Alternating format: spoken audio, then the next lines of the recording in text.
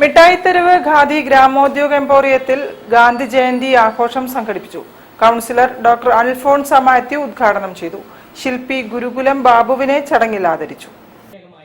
കോഴിക്കോട് സർവോദയ സംഘത്തിന്റെയും കേരള സർവോദയ മണ്ഡലത്തിന്റെയും സംയുക്താഭിമുഖ്യത്തിൽ മിഠായിത്തെരുവിലുള്ള ഖാദി ഗ്രാമോദ്യോഗ എംപോറിയത്തിൽ വെച്ച് സംഘടിപ്പിച്ച ഗാന്ധി ജയന്തി ആഘോഷത്തിന്റെ ഉദ്ഘാടനം Kozhikode corporation councillor doctor Alphonsa Mathew നിർവഹിച്ചു. എനിക്ക് ഏറ്റവും ഇഷ്ടപ്പെട്ടത് ഗാന്ധിജിയുടെ ഒരൊറ്റ സെന്റൻസ് ആണ്. എല്ലാം ഇഷ്ടമാണ്, ബിക്കോസ് നമ്മുടെ രാഷ്ട്രപിതാവായതുകൊണ്ട് ഒരിക്കലും നമുക്ക് മറക്കാൻ പറ്റില്ല.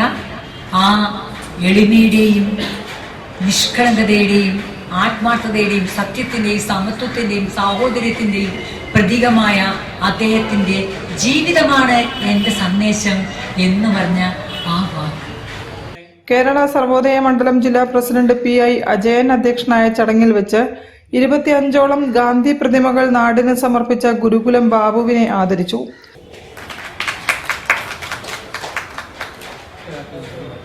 സംഘം പ്രസിഡന്റ് KK മുരളീധരൻ ആമുഖ പ്രഭാഷണവും മദ്യനിരോധന സമിതി state coordinator professor TM Raveendran മുഖ്യപ്രഭാഷണവും നടത്തി.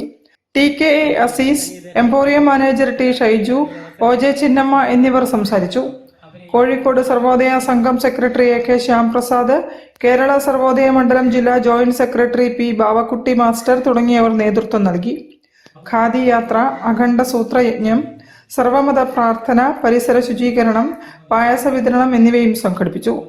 ഗാന്ധി ജയന്തി പ്രമാണിച്ച് ഖാദിക്ക് സർക്കാർ അനുവദിച്ച 30% ഗവൺമെന്റ് റിബേറ്റ് ഒക്ടോബർ 6 വരെ ലഭിക്കും. News bureau, Kozhikode. തളിശ്രീ മഹാഗണപതി ശ്രീ